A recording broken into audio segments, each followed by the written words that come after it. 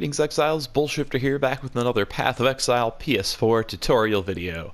Today I just want to cover exactly what happens to your characters and all of your gear once a league ends and a new league begins.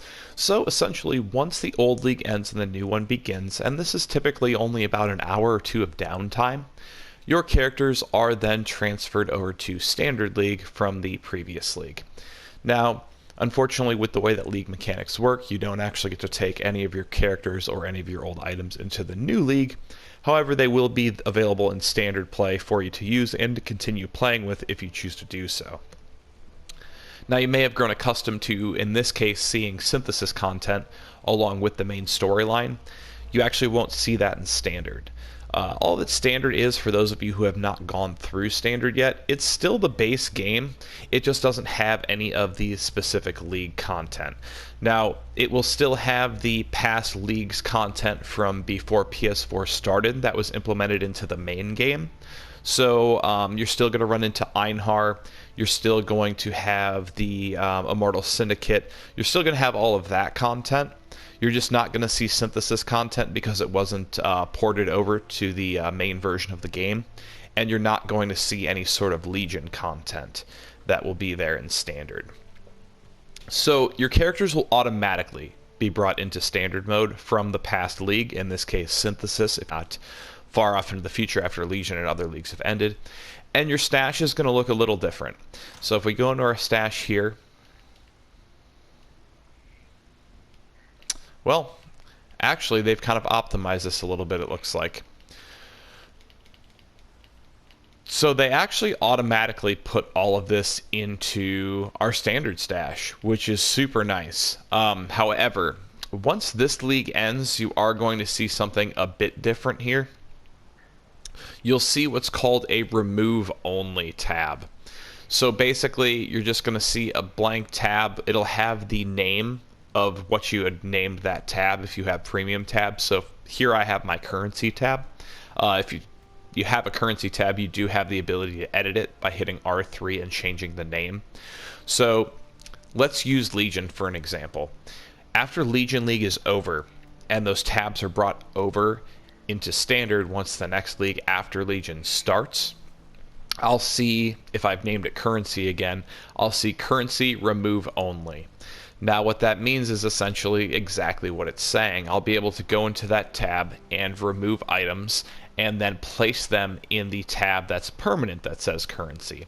So the only difference between those remove only tabs and your permanent tabs are the fact that you can't put any items into a remove only tab, and after a specific period of time, I believe it's 2 months, don't quote me on that though, I would just do it as soon as you possibly can after a league ends. Eventually that tab will disappear and you will lose your items that are in it. So definitely make sure to go ahead sometime shortly after a league ends and move all of your equipment from one tab, from the remove only tabs, to your current tabs. Now, just some tips that I'll give you to make things go a little quicker. Since you're essentially going to have duplicate tabs because of the fact that when you purchase additional tabs in the microtransaction shop, you're always going to have that same amount of tabs. So you're not purchasing tabs for that specific league, you're purchasing tabs permanently. So all of those extra tabs that you've purchased will still be available to you. So you're actually going to have the same amount of would take only, the withdraw only tabs as you will the standard tabs. So what I like to do is, say our fragment tab here is actually our remove only tab for currency, just for the sake of argument, since they actually arranged this for us automatically for the first league, and I truthfully wasn't expecting them to do that. So say this is my currency remove only tab. By hitting L1 and R1, I can actually move where the tab is in relation to the rest of the tabs. So what I like to do is move my remove only tab next to the tab that I'm unloading those items into, so that way I can hit square, grab the items, and then go to the tab that I'm putting them into, and then in my inventory I can just go ahead and hit square to stash them in that tab. This, in my opinion, is the easiest way to do this, because of the fact that for some of these items, especially if you have special tabs, namely the currency tab. I have 2,900 Scrolls of Wisdom. However, if I go to take items from here, I can only stack 40 at a time. So essentially what I'm going to have to do is literally fill my entire inventory with Scrolls of Wisdom to move them over. And then once they're in my inventory, I'm going to have to hit square to put them all back into the next inventory.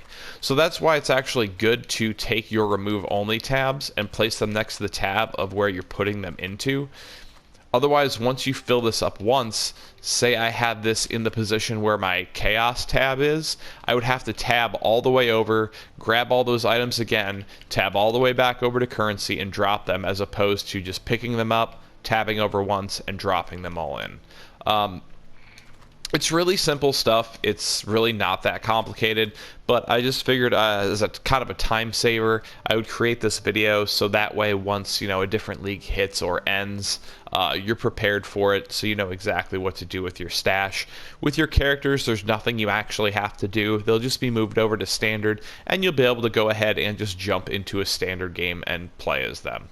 One thing I would recommend to make things easier on yourself in future leagues when it comes to moving your inventory over, obviously you're always going to keep currency, you're always going to keep fragments. Maps, once you get towards the end of the league, I would actually suggest using the different vendor recipes to go ahead and kind of condense some of these down. So, for example, I have 18 iceberg maps. I'm not going to need that with a higher level character. So essentially what I can do is go ahead and use a vendor recipe to upgrade a lot of these, and maybe keep one or just a few of them. Basically one, just so that way in standard I can go ahead and, you know, get my Atlas bonus, you know, towards mapping and be able to run it at least once.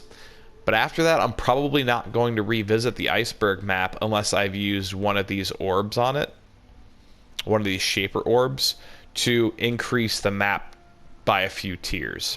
And even then, eventually, you're probably not going to be revisiting a lot of these early maps once you start to run a lot of these red maps more often.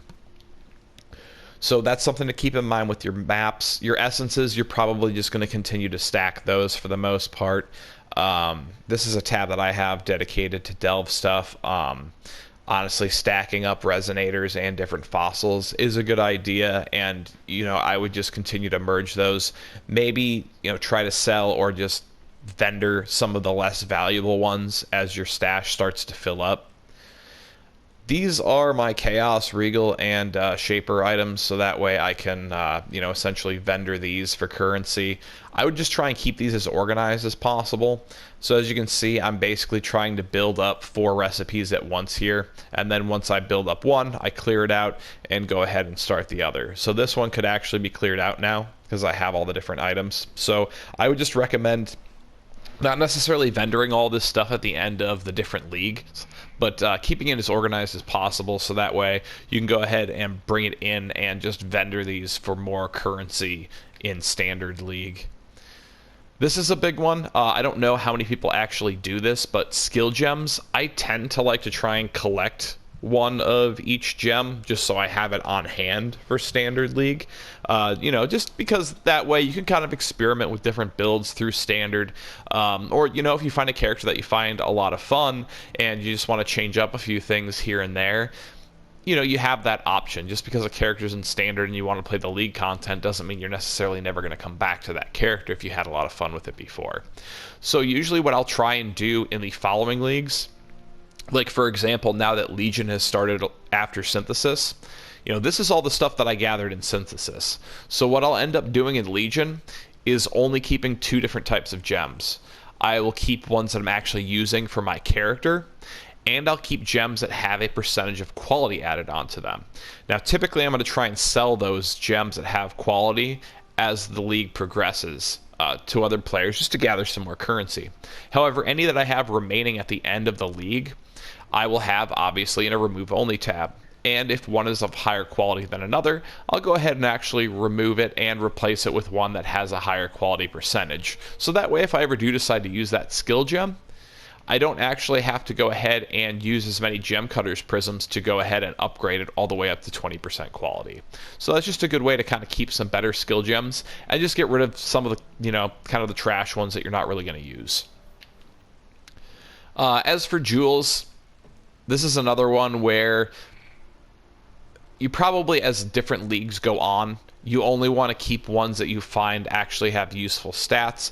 And potentially, if you do have premium stash tabs and you're not going to use any of these jewels, or you don't think you're going to use any of these jewels, you can always turn it into a public stash tab. So that way all this stuff is out there in the trade market, so you can potentially make a little bit of currency off of it as the league goes on. My uniques, this is something that I tend to try to keep one of each unique here in the stash. And uniques, when it comes to value, I would highly recommend going to PoE.Ninja, just so that way you're not vendoring any really valuable uniques, because it can happen. You can get some very valuable unique drops randomly throughout the game and not realize that you've gotten a super rare item. So I would always check PoE.Ninja just to make sure that you're not getting rid of uniques that are super, super valuable. Like I said, try and keep one of each. So basically, if I have a duplicate of something, I'll pull it out of this stash, and I'll also place the other one next to it, and I'll keep the one with higher stats. Then I'll kind of evaluate on PoE.Ninja if it's worth selling.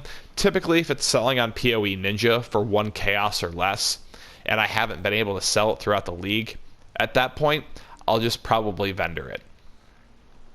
Divination cards, this works a lot like currency. If you have this tab, if you've purchased it from the shop, I would just continue to stack these unless you're getting towards the end of the league and you find something that may be useful for your character. Aside from that, I just kind of stack them until needed. Flasks, as you can see, I kind of keep my favorite 3 of each different type of flask. I should warn you, I'm a bit of a hoarder when it comes to this game. That's why I have so many stash tabs. But other ones, I don't think you're typically going to sell a lot of flasks unless you find something with like some really great affixes with really great rolls. But for the most part, you're kind of keeping these just for your own builds. I don't think you're really going to strike it rich with any flasks that aren't, unique flasks.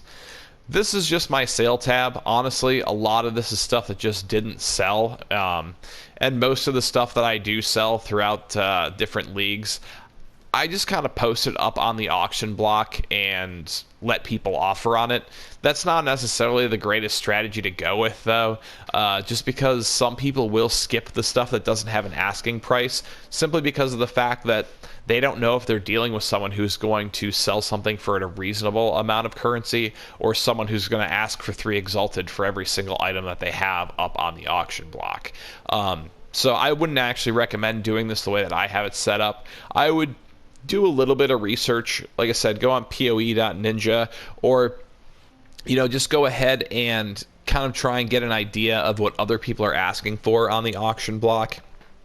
And obviously, if you have the lowest asking price on the auction block, people are typically going to offer you something for your items first, unless your item has really bad rolls and there's someone with much better rolls who's asking for just a little bit more, then that item might go first. So it's, a simple supply and demand, and obviously, trying to outprice the other people. It's, a lot of common sense, but it's not necessarily something that you're thinking about while you're playing the game. As you can see, I have a couple of different sale tabs here.